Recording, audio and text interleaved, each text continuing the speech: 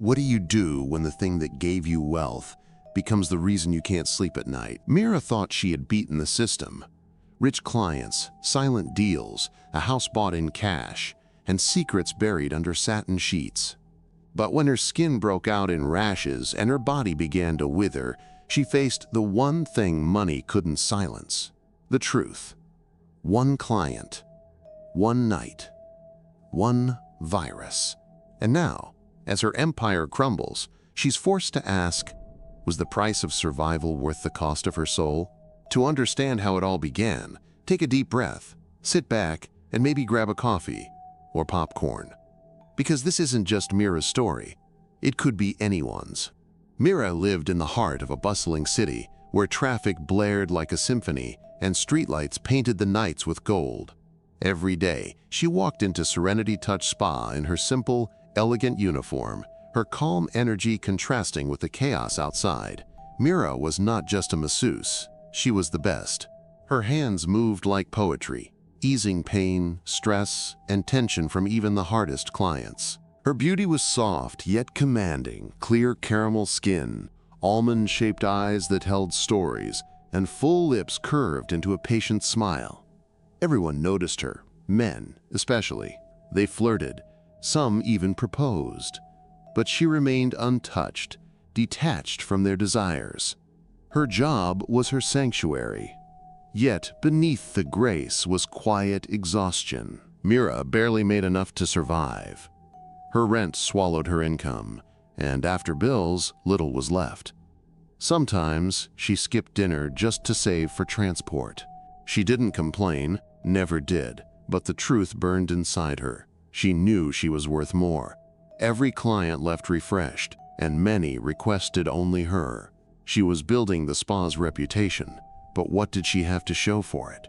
One night, as she folded warm towels and counted her meager tip, a strange thought whispered in her mind. They want you. They pay more, if you let them. She blinked the thought away, but it lingered like smoke. She'd always believed in dignity and control, but survival had its own voice. What if she offered more? A happy ending. No strings, just business. She imagined the boss never finding out, or even benefiting from the increased customer flow. After all, she'd be doing the work. And in this city, money often spoke louder than morals. The idea didn't repulse her. That scared her more than anything else. The spa smelled of lavender oil and warm lemon towels.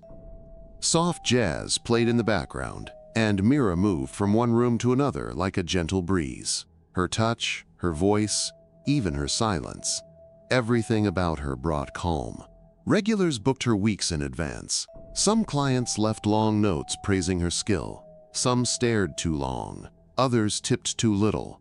But the praise never paid her rent. Mira began to notice things she had once ignored. The way male clients gazed at her reflection in the mirror.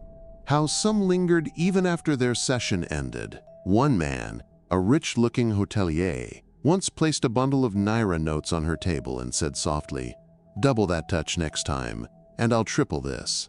She had smiled politely, handed him his change, and walked away. But the words stuck. Her coworkers admired her discipline, but none of them knew how she stayed so composed while broke. Amaka, her chatty colleague, often joked, "Girl, if I had your face and those hands, I'd have 3 cars by now." They laughed together, but Mira's laughter was tight. Not from pride, just tiredness. One evening, the spa closed early due to a power cut. Mira stayed behind to tidy the place. The silence welcomed her thoughts. She sat on the massage table, looking at her hands. They were skilled, honest, trusted. But those hands couldn't buy her a new pair of shoes or pay her cousin's school fees back home. That hurt. She didn't plan to think it, but the idea returned. One client. One time. Just once. The words echoed. She shook her head, walked to the window, and watched the traffic below. She wasn't ready to cross that line. Not yet. But she was inching closer. And that frightened her. The next week was unusually busy. A corporate contract brought in a stream of new clients, mostly wealthy men in tailored suits with tired eyes and entitled airs. Mira worked longer hours, sometimes back-to-back massages with barely time to breathe. Her muscles ached, but her smile never wavered. She remained the face clients trusted, the touch they sought. One afternoon, a man named Mr. Adigan booked a 90-minute deep tissue session. He was charming in a quiet, calculating way, well-groomed, mid-40s, with a subtle air of authority. As Mira worked on his shoulders, he hummed in approval. "Your hands are gifted," he said. "You could make a lot more with these." She gave her usual professional response, "Thank you, sir," and kept working, but he wasn't done. "I'm serious," he added.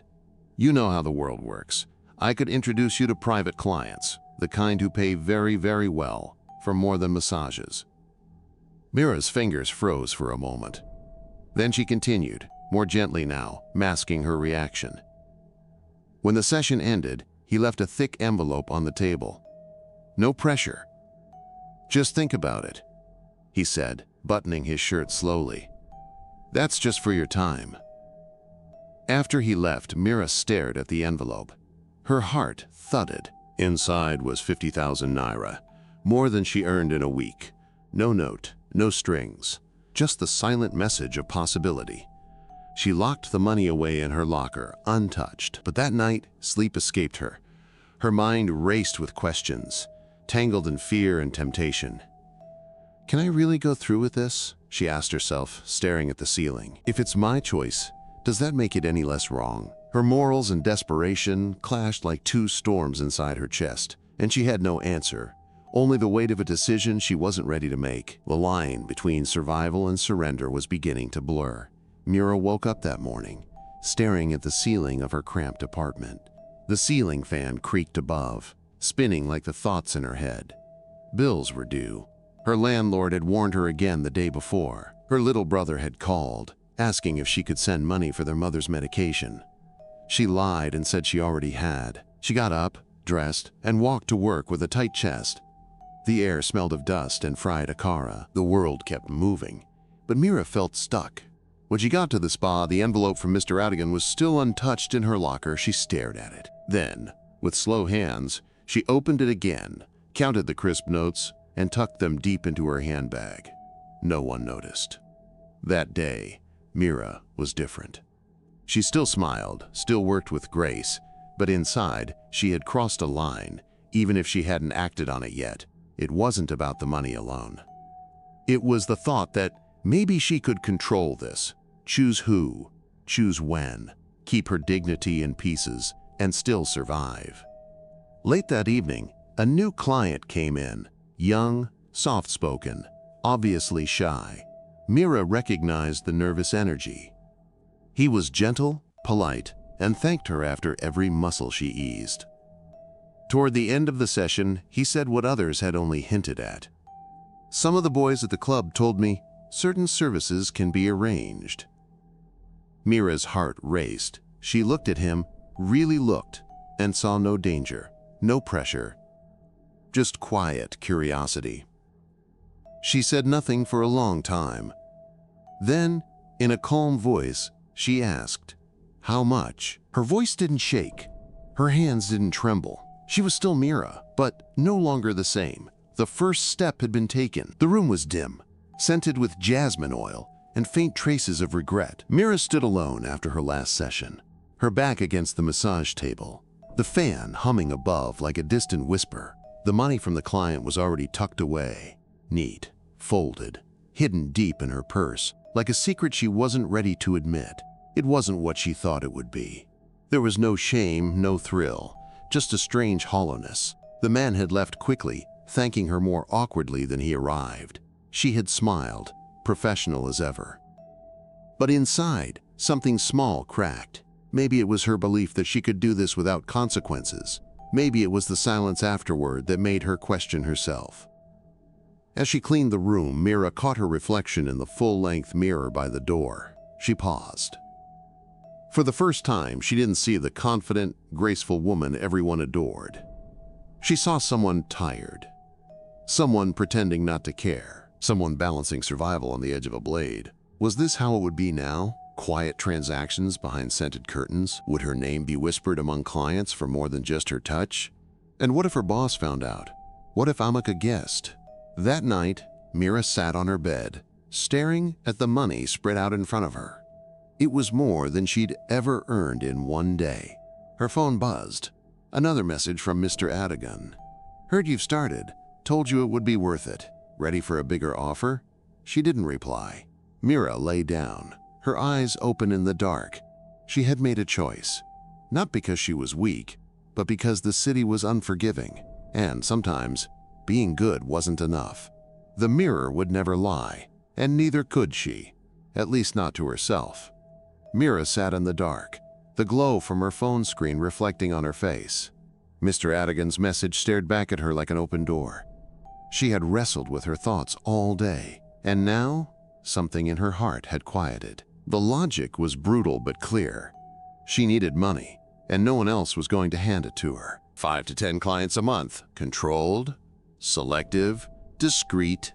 That was the plan. She would manage it like business. Keep emotions out, keep her pride hidden under layers of professionalism. With one deep breath, she typed, "I'm ready. Let's talk." The message sent with a soft swoosh. Her stomach turned, but there was no going back. Minutes later, his reply came, "Good. I knew you were smart. We'll start slow. Private location. Clean clients only. You'll earn real money now." Mira locked her phone and lay still. For the first time in weeks, she didn't feel desperate. She didn't feel free either, but she felt prepared. She had decided, and in a harsh world, sometimes that was enough. Mr. Adigan moved fast. Within days, Mira was meeting carefully selected clients in upscale hotel rooms, booked discreetly under aliases. Everything was arranged: transport, timing, and payment up front. She never had to speak much. It was quiet work, almost surgical in how transactional it became. The first few clients made her tense, but she kept her mask on. Professionalism became her armor, and when it was over, she walked out calm, richer, and slightly colder. The money came in quick, wads of crisp notes for just an hour or two of her time. It wasn't glamorous, but it was clean. Her rent got paid early. She bought new shoes, sent money home. Her coworkers at the spa noticed she looked brighter, more relaxed. No one asked questions. Mira operated in silence, managing both lives with precision. She had stepped into a world with no guarantees, but at least now, she was in control. Abuja's quiet luxury suited Mira. Her new house sat on a clean street lined with palm trees and security gates. Inside, everything was tasteful. Soft cream walls, velvet curtains, sleek furniture. She drove herself to the spa in a modest car, not flashy, just clean. To her colleagues, she was still the same Mira, quiet, kind, reliable. But behind the scenes, her private life had transformed completely. She met 5 to 10 private clients a month, each session planned with strict boundaries. There were no awkward moments anymore. It was business, and she was good at it. The money flowed steadily. Mira had investments now: real estate, a fashion business run by her cousin, and savings that made her sleep easily. Her younger brother was in school, her mother's medical bills were paid, and she was finally debt-free. Clients praised her professionalism. Even Mr. Adigan admired her growth. "You've done well for yourself," he said one day. She only nodded. Mira didn't need praise. She had what she wanted: control, comfort, and freedom, at least on the outside. One quiet afternoon, Mira sat in her living room, barefoot, a cup of hibiscus tea in hand. The house was silent, the kind of silence that only wealth could buy. She looked around, the marble floors, the subtle scent of her favorite candle, the new curtains she hadn't even noticed before. Everything she once dreamed of was now hers. She had won. She had beaten poverty, broken free from struggle, and yet something inside her stirred. "Haven't I done enough?" she thought. "Do I really need to keep going?" She wasn't tired, just full. Full of all she had chased. The rush of quick money no longer excited her. She thought about quitting, closing that chapter, walking away while still untouched by scandal or exposure. She had her dignity, fragile yes, but intact in her own way. As she leaned back and stared at the ceiling, she whispered to herself, maybe it's time. But saying it and doing it were two different things. It started with a rash, just a few red spots on her arms that itched slightly. Mira thought it was heat or a reaction to the new oils she used. But days passed, and the itching worsened. Soon came the fever, mild at first, then more frequent, then fatigue. She couldn't finish her regular shifts without sitting down, her legs trembling under her own weight. Her skin grew pale. She lost her appetite and began shedding weight. In the mirror, her once radiant face seemed thinner, her eyes more hollow. Something was deeply wrong. She went to the hospital alone, telling no one. A series of tests followed. Days later, the doctor looked at her with soft eyes and handed her the results. HIV positive. Mira stared blankly. The world around her blurred. The doctor explained the options. Treatment was available, but it wasn't a cure. Medications could control it, keep her going. But they were expensive and lifelong. She left the hospital numb. How? She had been careful, mostly, except for those few times. The clients who insisted on flesh to flesh. The ones who paid double. She thought she could manage the risks. Now the risks had caught up. Mira emptied her savings without hesitation. The pills weren't optional. Every morning and night she swallowed them with trembling hands, each dose a bitter reminder of her choices. The house that once gave her peace now felt like a prison. She stopped working at the spa. She turned down private clients. Her phone buzzed daily, calls, texts, bookings, but she ignored them all. She was no longer Mira, the perfect masseuse. She was Mira, the sick, struggling woman whose empire was crumbling from within. Months passed. Her investments slowed. Her account balance dropped until it bled red. Desperate, she called old clients for help. Some didn't answer, some made excuses. "I'm out of town," one said. "You'll be fine," another muttered. The same men who once begged for her time now fled her silence. She stopped trying. Her medication ran out. The side effects returned fast. Headaches, weight loss, and fevers. She lay in bed one day, staring at the ceiling fan. Everything she built was gone. "I have nothing left," she whispered, tears running quietly. One rainy evening, Mira's phone rang. It was a private number. She nearly ignored it, but something told her to answer. The voice on the other end was shaky. "Mira, it's Tunji. I've been sick. For months. I just got tested. HIV. I didn't know. I thought it was just you." Mira didn't say anything. Another client called days later. Same story. Then another. Her silence had hidden too much. She realized what they were now. Victims just like her. Some of them had families, wives, and girlfriends.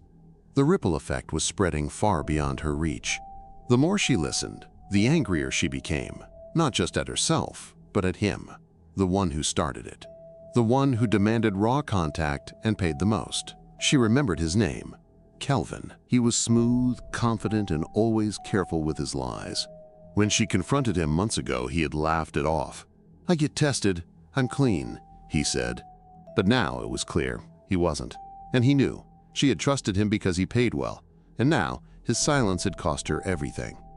Mira picked up her phone and began typing with fury. "You did this. You started it. You ruined my life." Mira no longer feared being seen. There was nothing left to protect.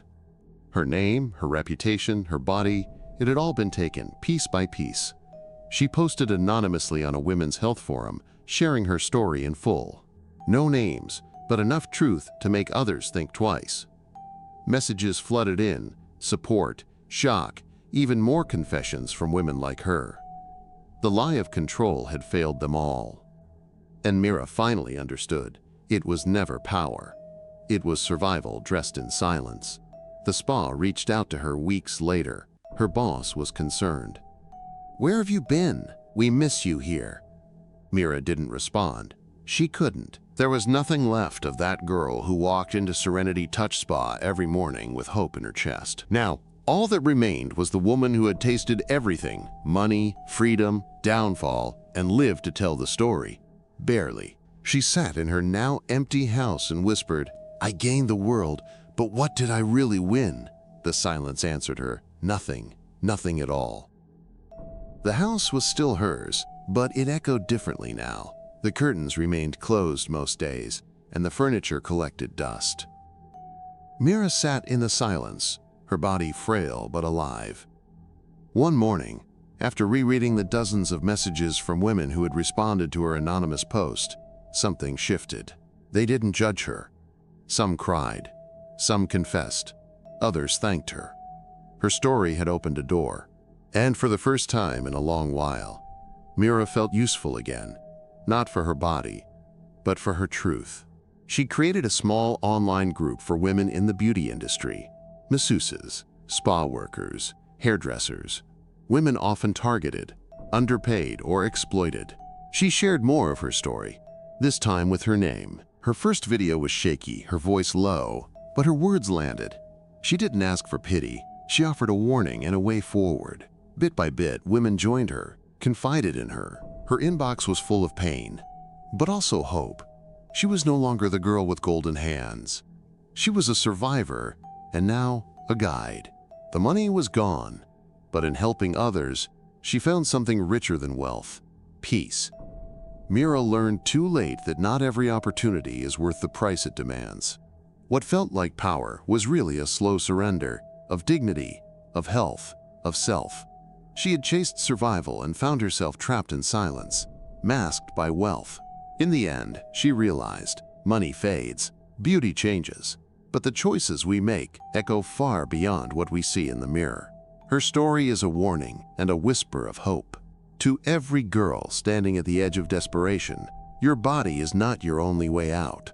There is always another path, even if it starts small, even if it feels slow. Pain can be turned into purpose, and silence, when broken, can save more than one life. If this story moved you, don't forget to like, share, and subscribe for more real, raw tales that hit deep. Drop a comment, let's talk about it. You never know who might need to hear this.